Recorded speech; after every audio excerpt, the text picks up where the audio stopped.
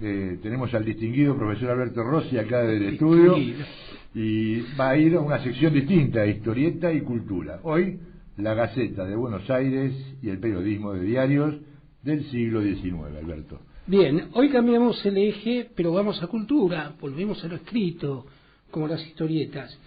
A partir del 7 del corriente mes, la semana pasada, que se celebra el Día del Periodista, que salió el primer número de la Gaceta de Buenos Aires, un diario fundado por Mariano Moreno, que en realidad lo que quería Mariano Moreno a través de este pequeño folleto, porque aparte hasta manuscritos eran las gacetas, que eran varias las que circulaban en la ciudad de Buenos Aires en ese momento, quería difundir la obra revolucionaria y poner en conocimiento público la tarea justamente de la revolución, hacia dónde quería ir y qué era lo que quería hacer.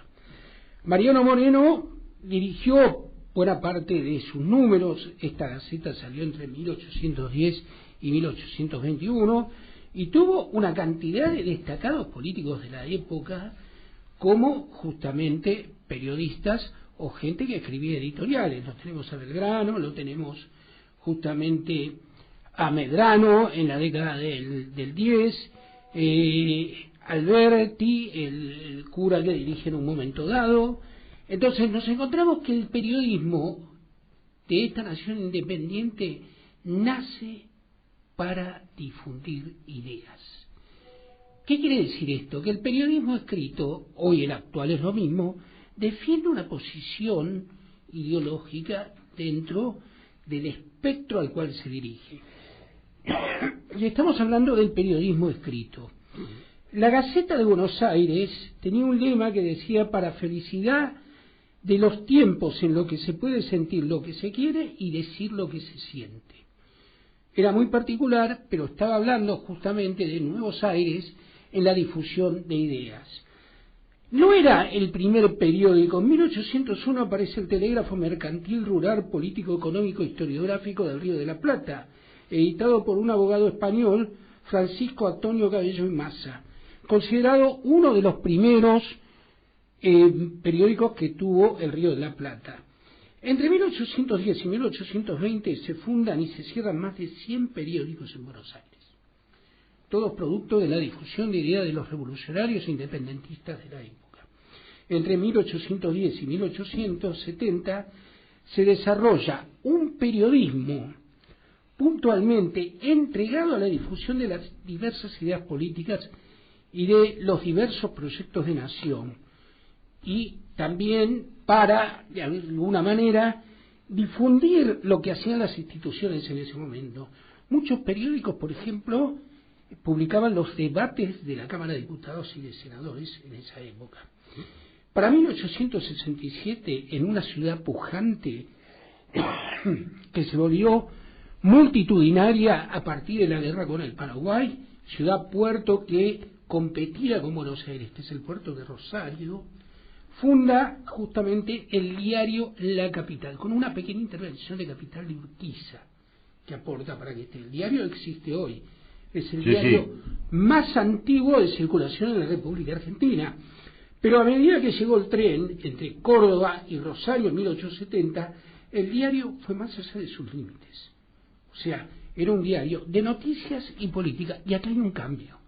Hablar de noticias es algo muy distinto que difundir las ideas. Sarmiento decía que los diarios eran los nuevos foros políticos de la antigua Grecia, para difundir. Sarmiento, que escribía en la República, o en la Tribuna, o en el Nacional. El Nacional lo funda él, ¿no? Sí, puntualmente, y ahí, por ejemplo, se pelea con toda la oligarquía terrateniente que se dedicaba a la cría del vacuno y plantea proyectos de tenencia de la tierra completamente distintos antes de la campaña del desierto, ¿no?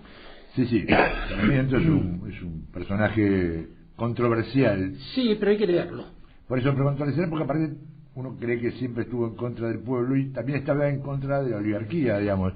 Esto es creo que, como repetimos en uno de los libros con Eduardo, a Botana, es un genio bifronte, o sea, con dos cabezas. Sí, una totalmente. que odia lo propio, el gaucho, al indio, Bueno, tiene que ver con eso. A ver, él cree que un terrateniente que se dedica nada más que a ver parir las vacas, como Béccar Varela, como justamente desde su diario nacional lo dice, que sabe Béccar Varela de poder gobernar la República si lo único que sabe es ver parir las vacas.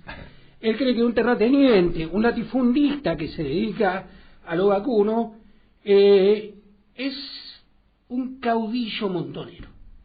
¿Por qué? Porque tiene una cantidad de gauchos que tienen el filo en la mano porque trabajan con ellos, como si fuera un ejército privado para el cual él combatía en ese momento, ¿no?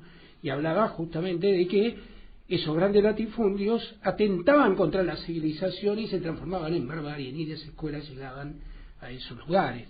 Sarmiento no erra mucho el vizcachazo, siempre ideológicamente por donde tira la taba, ¿no? En ese sentido.